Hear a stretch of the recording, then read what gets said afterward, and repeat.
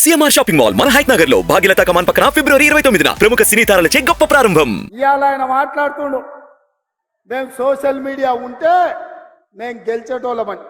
అరే సన్నాసోడా, ఉన్న టీవీలన్నీ సుట్టపొల్లవే కదరా. మాకేమన్నా టీవీ ఉందా? మాకేమన్నా పేపర్ ఉందా? మా అయ్య చూపించుకోవడానికి ఏమన్నా టీవీ ఇచ్చిండా? రాసుకోవడానికి ఏమన్నా పేపర్ ఇచ్చిండా? సొల్లువాగుడు వాగడానికి మాకేమన్నా మైకులు ఇచ్చిండా? సాయంత్రం పూట సేద రీయడానికి జూబ్లీహిల్స్ లో సినిమా వాళ్ళ గెస్ట్ హౌస్లు ఏమన్నా మాకు ఇచ్చిండా? ఏమిచ్చిండా? మా కార్యకర్తలు కష్టపడితే, మా కార్యకర్తలు నిలబడి కొట్లాడితే మాకు ఇవాళ ఈ అధికారం వచ్చింది. ఇవాళ నువ్వు చేసే తప్పుడు పనులు మా కార్యకర్తలు సోషల్ మీడియాలో పెట్టారు. మాకు ఆ ట్యూబ్ అక్కర్లేదు, ఈ ట్యూబ్ అక్కర్లేదు, ఏ ట్యూబ్ అక్కర్లేదు. బిడ్డ, నీ ట్యూబ్ లైట్ వలగొట్టే బాధ్యత మాత్రం మేము తీసుకుంటాం. ఆయన చివరికి దివాలా చెడి యూట్యూబ్ ఛానల్ పెట్టుకుంటామంటున్నాడు. అట్లనే కృష్ణానగర్లో ఏదైనా బ్రోకర్ దందా కూడా పెట్టుకో. అది ఇది రెండు కలిస్తే బాగానే నడుస్తుంది నీ వ్యాపారం. ఇప్పటికి కూడా సిగ్గురాలే. వాళ్ళ కుటుంబం తోసుకుంటే తెలంగాణ ప్రజలు చెప్పు తీసుకొని కొట్టిండ్రు అనే సంగతి ఆయనకు అర్థం కాలే. 10 ఏళ్ళు అడవి పందుల్లాక చెరుకు తోట మీద పడి అడవి పందులు తిన్నట్టు మా వికారాబాద్ పరిధి తాండూరు ప్రాంతంలో పల్లి చేను వేసుకుంటే అడవి పందులు రాత్రిపూట చేను మీద పడితే ఆ పంట కాపాడుకోనికి మా రైతులు కరెంటు తీగలు పెట్టి కాపాడుకుంటారు. అట్లనే తెలంగాణ ప్రజలు అడవి పందుల్లాక తెలంగాణ మీరు తెగమెక్కుతుంటే కరెంటు వైర్లు పెట్టి మిమ్మల్ని కరెంటు తీగలకు బలిచ్చి ఇవాళ కాంగ్రెస్ పార్టీని అధికారంలోకి తీసుకొచ్చారు. అందుకే మిత్రులారా, ఇవాళ నేను ఒక్క మాట చెప్పదలుచుకున్నా. సోనియమ్మ మాట ఇచ్చిందంటే అది శిలా శాసనం.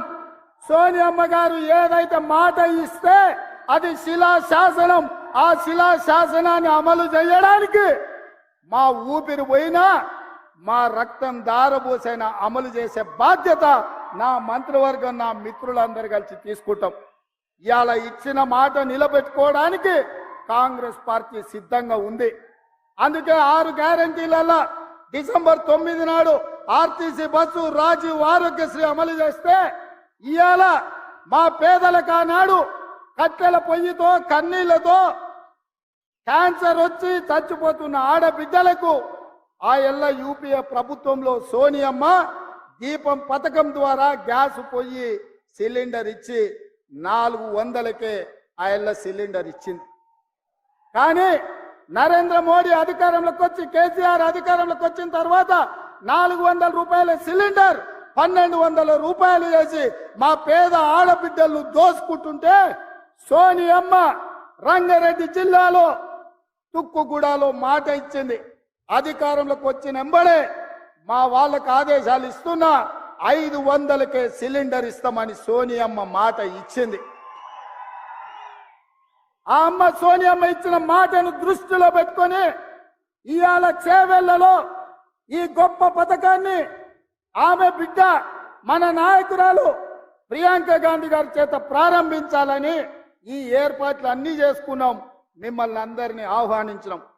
కానీ మహబూబ్ నగర్ జిల్లాలో శాసన మండలి ఎన్నికలుండి ఎన్నికల కోడ్ వచ్చి ఆ కార్యక్రమాన్ని చేవెళ్ళ ఈ వేదిక మీద చేసుకోలేక సచివాలయంలోనే ఈరోజు 500 రూపాయలకు సిలిండర్ ఇచ్చే కార్యక్రమాన్ని ప్రారంభించి, అదే విధంగా ప్రతి పేదవాడి ఇంట్లో వెలుగులు ఉండాలి, ఫ్యాన్ ఉండాలి, ఫ్రిడ్జ్ ఉండాలి, టీవీ ఉండాలి, ఆ టీవీలకు ఉచితంగా కరెంటు రావాలి అని ప్రతి పేదవాడికి 200 యూనిట్లు తెలంగాణ రాష్ట్రంలో ఉన్న ప్రతి కుటుంబానికి ఉచిత కరెంటు ఇవ్వాలి అని ఇయ్యాలనే ప్రారంభించినాం.